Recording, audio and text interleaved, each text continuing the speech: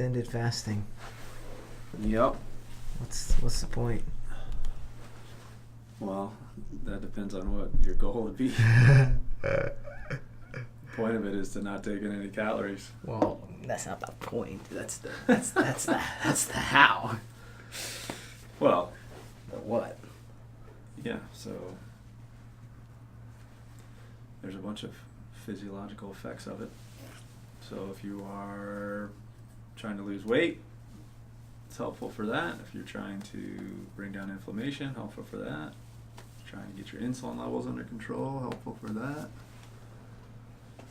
To kind of do a reset of your bacteria in your gut, helpful for that.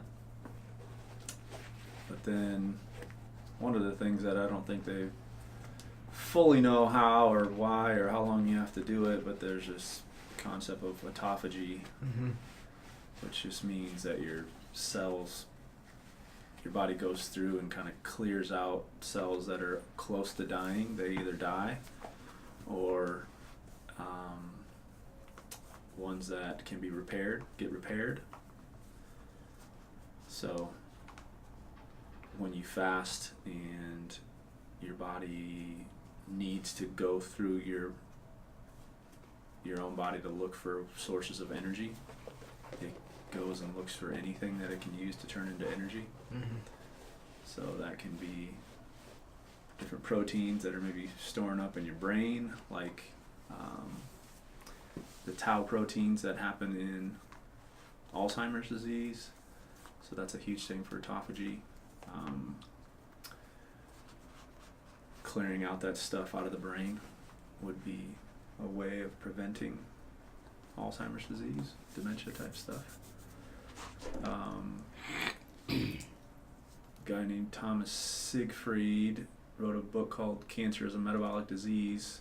He recommends doing a once a year 7-day water fast, kind of for that purpose, just going through and clearing out potentially any abnormal cell growth that might be going on. So for mitochondrial health, so metabolic disease meaning it's a mitochondrial problem of why cancer happens.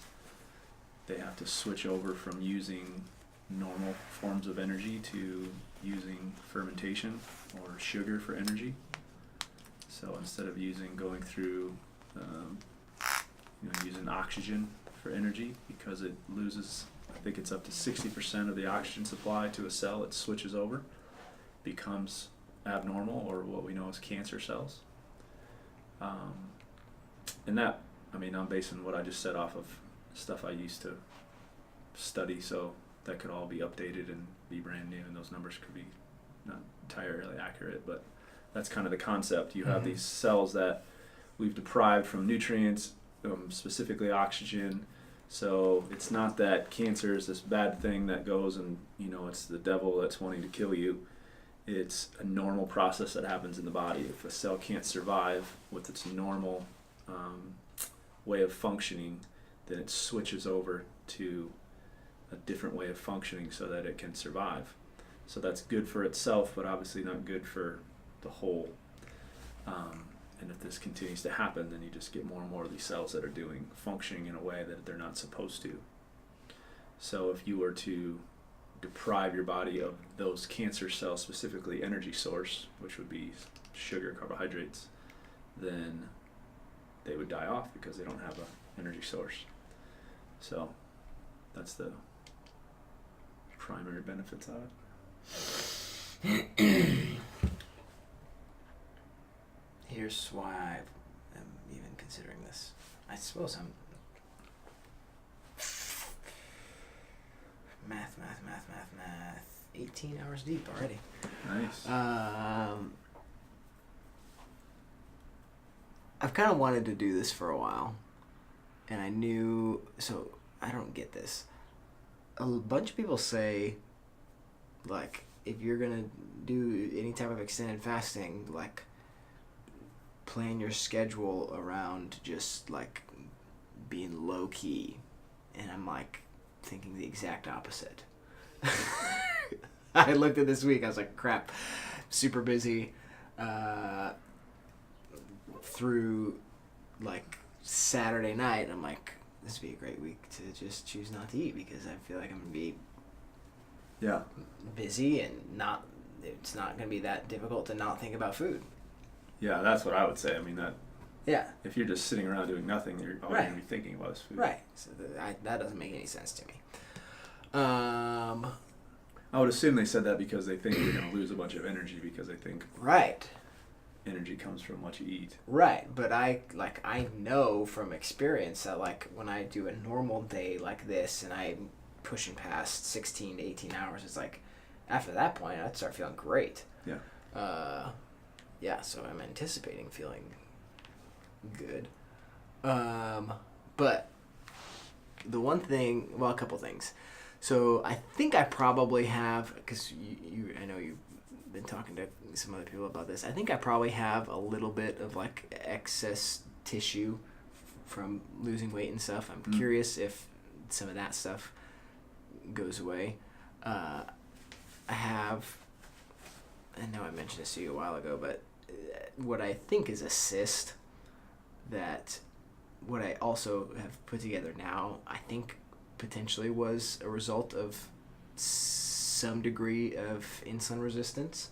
Because like putting together when I like first got, I've had this thing for like probably over 5 years. Yeah. Doesn't cause any pain unless it's like inflamed or anything. But I'm wondering if that'll go away. Yeah,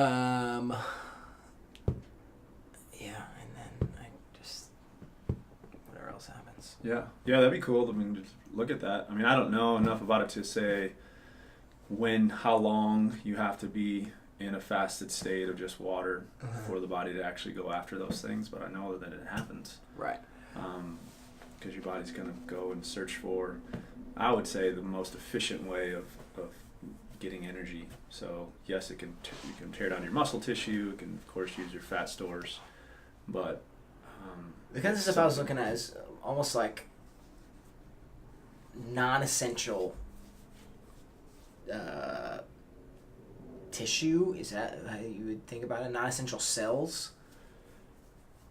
I mean, yeah, I think you could probably look at it like that, but it would also be the body's intelligent, obviously, so if there is some sort of abnormal cell growth, and we say abnormal because it's not normally there, but it's not necessarily abnormal for the body's still responding in a way that it's thought was intelligent at that particular time. Right. So something like a cyst or even a tumor, that would be something that the body, I would think, would identify as, like you said, this is not supposed to be here. This is not something that is efficient and going to help me function and be at homeostasis. So then I'm going to try to break it down as much as possible. Right, and so at that point, it's normal processes simply not bogged down by digestion.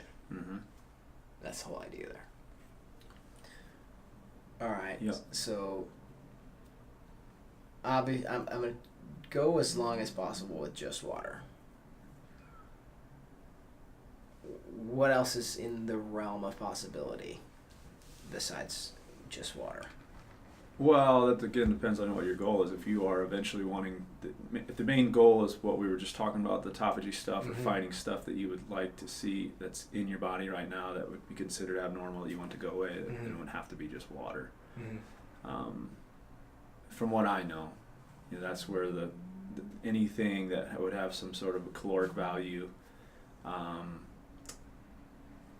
would get rid of that autophagy effect. So maybe coffee could potentially be, tea, but I don't know how the body responds to just any sort of. What about something like salt? Salt. So I would say you'd want to be taking in salt throughout it. Yeah. Because you're gonna be, when you fast and you don't eat anything, then there's nothing that brings insulin up. So when insulin is not ever spiked, then you start to get rid of water, you start to get rid of minerals. Magnesium is one of the huge things that you lose a lot of. So just to make sure that you are staying sufficient in those particular nutrients, minerals. Sea salt would be the best way of doing it, or mineral water you could also do. Sure. Yeah, the longest recorded water fast was 382 days, I Are think. you kidding me? No, the guy went from, I think, over 400 pounds down to 185. And he was just water and a multi-mineral, multivitamin. You seen pictures of this guy? I haven't seen pictures. Dr. Fung has written a lot about this guy. Okay. He, he didn't just do this on his own. He did it assisted with a physician, and they checked his vitals, they checked his blood work, and just made sure everything was good. And yeah. So, salt's recommended, with obviously water. Non-caloric beverages like coffee and tea that are primarily water, probably okay. Mm-hmm. Honestly, today I had a decent amount of caffeine last week, so I feel like the hardest part about today is I've got one of those just mild caffeine headaches. Yeah. So mineral water, that's like typically like carbonated. Mm-hmm. So like a Well, it should be naturally carbonated. I mean, you can get, I guess artificially carbonated waters.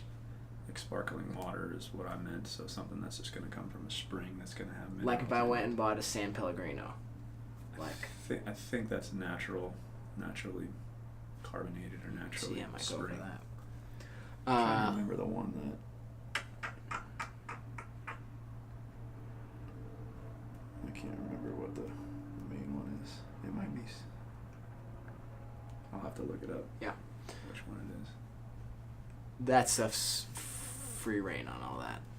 Mm-hmm. So one of the things I'm tossing around is like, okay, say I'm on Thursday or Friday and it's like I want to do something like what I guess whatever day that is. Maybe it's day 6 or 7 and I want to keep going. At that point I feel like maybe I'll do something like a like a bulletproof coffee or something and use something like that to extend further. Like what's the difference there introducing fat 100% fat nutrients as opposed to just water? Well, so you would still be in what could be considered a fasted state because you're not, as far as how it affects insulin, so you're not going to spike insulin typically with taking in a bulletproof coffee. The butter might, but I doubt it. So you're still going to have those beneficial effects of just insulin being at a good level. Mm-hmm. But because you're actually taking in energy, your body's that autophagy effect most likely would be shut down because now the body doesn't have a need to go around and look for stuff to make energy out of because you're giving it Sure. a form of energy. So still resting the digestive system, still promoting healing of your gut. Yep. Still no insulin. The main thing that you're stopping, like the only thing you're really stopping then is the autophagy. Yeah, that, at least what I can think of now. But that would also actually even be good. So if you did it for a long enough time, like you said, you would reset. I think you have to go like 20 some days to completely reset your entire microbiome, because genetically those bugs only live a certain time, so they would all die off, and then you would just completely reset it. But you would be away from feeding those things enough so that stuff that maybe was overgrown would die off, or at least come back down to its more normal levels. And then when you're adding the bulletproof coffee, the butter and the coffee, with the polyphenols in the coffee, then you're going to actually make short-chain fatty acids. Butyrate is one of the big ones, which is also found in butter. That's going to feed good bacteria, and that's a good way of just resetting and growing the good bacteria that's in your body. So that would be what most people know as prebiotics. Yeah. So kind of shutting everything down so that your body, if it has bad bacteria or yeast or anything else that feeds on stuff we shouldn't be eating, those are going to die off or at least minimize their effect. And then putting good stuff back in should allow good ones that we know of to thrive. So you'd be creating good bacterial diversity and health microbiome. So I'm aiming for through Saturday, so into Sunday. I think it's gonna be possible. So what happens if you completely restore your vision and don't need glasses anymore? That'll be unbelievable. I'll have to buy some fake ones to keep up my image. So, what about reintroduction of food? Yeah.